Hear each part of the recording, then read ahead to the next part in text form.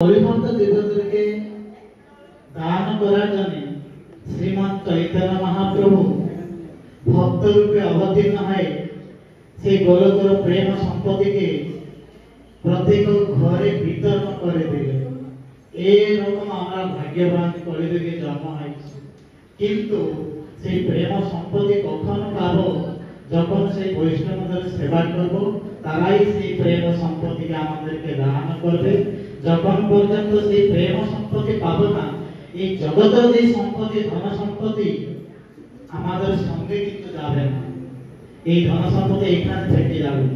ধনানি ভৌম পশু বসে কোন পশু পক্ষী কীটপতঙ্গ আমাদের সঙ্গে যাবে না, এখান থেকে যাবে।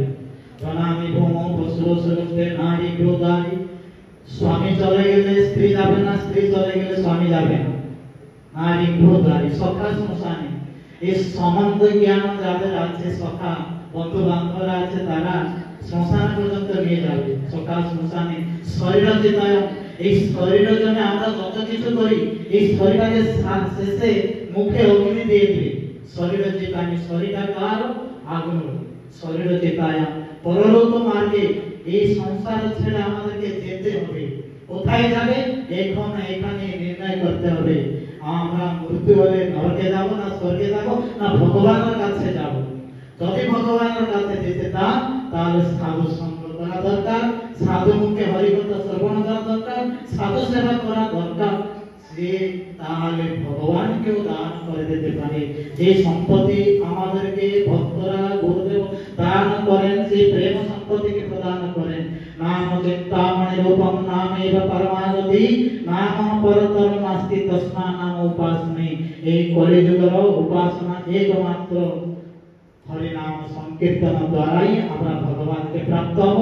সেই হরিনাম সংকীর্তন দ্বারাই আমাদের সমস্ত কামনা বাসনা ইচ্ছা আশা আকাঙ্ক্ষা সমস্ত কিছু পূর্ণ হবে।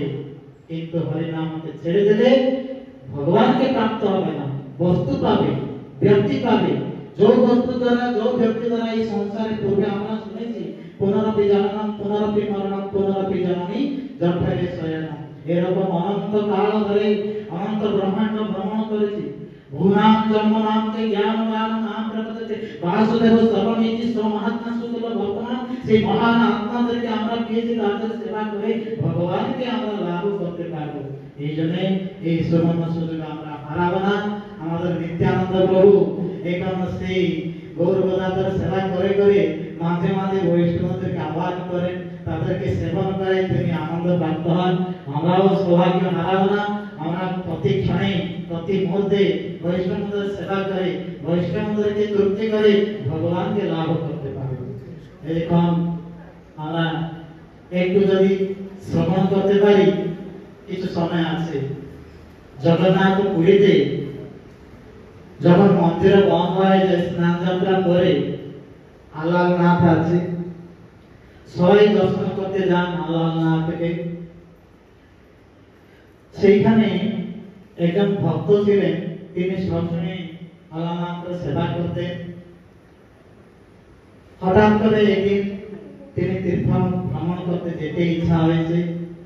ছোট বাচ্চা ছেলে বাচ্চাটাকে বলল, তুই ভগবানের সেবা কর, আমি একটু তীর্থ ভ্রমণ করতে আসি।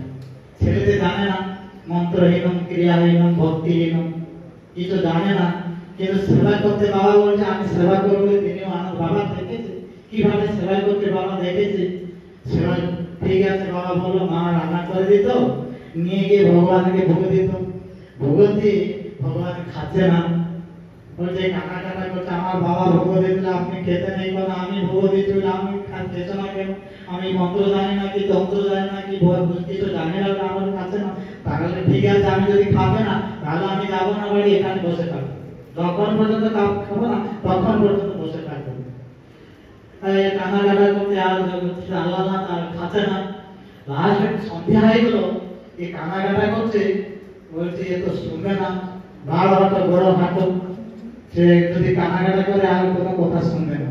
তখন ভগবান দয়া দূষিত, তিনি বলেন, আরে বাবা, তোর বাবা তো আমাকে প্রসাদ অর্পণ করতো, পর্দা দিত, তুই পর্দা দিলে তো আমি খাবো। তখন বলছে, আচ্ছা আমাকে বলে না কেন? সকাল থেকে সন্ধ্যা হয়ে গেল, আমি বসেছি, আপনি খেলে আমি খাবো বলে আপনি বলছেন না কেন? তখন বলেন ঠিক আছে প্রসাদ দে, আমি খাবো। গোপাল তো তিনি বলেন ঠিক আছে, প্রসাদ দিয়ে দিল। প্রসাদ দিয়ে ভগবান প্রসাদ গ্রহণ করছেন। দেখলেন দ্বারটা খুললেন, তাড়ি দিয়ে দ্বারটা খুললেন, দেখলেন থালাতে কিছু নেই, খালি থালাটা নিয়ে বাড়ি চলে গেছে। মা বলছে কি রে প্রসাদ কই? তোর বাবা তো ভগবানকে ভোগ দিয়ে প্রসাদ নিয়ে আসতো, তুমি তো প্রসাদ এনে প্রসাদ। মার একটু সন্দেহ হয়েছে, বলছে ওই বাচ্চা ছেলে তো ক্ষুধা লেগেছে আর খেয়ে দিচ্ছে ভগবান, আর ভোগ দেয়নি, ওকে খেয়ে দিচ্ছে। একদিন গেল, দ্বিতীয় দিন গেল, তৃতীয় দিন এইভাবে করছে। তার বাবা চলে এসে কি হয়েছে, বাবাকে বলছে বাবা আমি না ভগবানকে ভোগ দিলাম আর তিনি কি করেছে সব খেয়ে দিচ্ছে, মা আমাকে গালাগালি দিচ্ছে, বোকা উঠে করেছে। তিনিও সন্দেহ করেছে, এসে বাবা কি করলেন, ক্ষীর তৈরি করলেন, সব ভোগ যেভাবে দিয়েছেন আগে সেইভাবে দিলেন, ক্ষীর তৈরি করলেন। দেখি কিরকম উনি খাচ্ছে না ভগবান খাচ্ছে, পরীক্ষা করেন। বাবা বাবা বললেন ঠিক আছে আজকে নিয়ে ভোগ খাওয়াটা নিয়ে দেন আর এই ক্ষীরও দিয়ে দেবেন। তখন গিয়ে সেরকম ভোগ দিয়েছে ভগবানকে, ভগবানকে ভোগ দেওয়ার ভগবান আসছে না, তারপরে কান্নাকাটা করছে। তিনি বলছেন আজকে আমার বাবা ক্ষীর তৈরি করে দিয়েছেন, তুমি এসে খাবে, বাবা না দেখা পর্যন্ত তুমি খাওয়া বন্ধ করবে। যখন কান্নাকাটা করছে তখন এসেছে ভগবান আমরনাথ এসেছেন, খাচ্ছেন, খেয়ে খেয়ে যখন ক্ষীর নিয়ে পান করছেন তখন চট্টর তার বাবা এসে হাত রেখে ধরে দিয়েছেন। যখন হাতটা ধরে দিয়েছেন সেই ক্ষীরগুলো মুখে আর হাতে পড়ে উড়ে গিয়েছে। বর্তমান সুদা সে আল্লাহনাথে দেখবেন মুখটা বুড়া বুড়া আছে, হাতও পড়ে গেছে।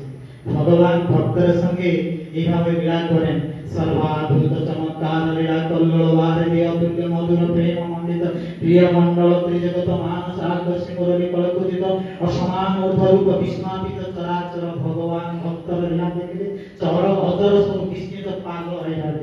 সেরকম আমাদের নিত্যানন্দ প্রভু অত আনন্দতে তার আরো কিছু সূর্য চন্দ্র কিছু জ্ঞান থাকে না, রাত দিনে কিছু জ্ঞান থাকে না, সবসময় গৌরব গদাধর সেবা করে ভক্তদের সেবা করে আনন্দ পান।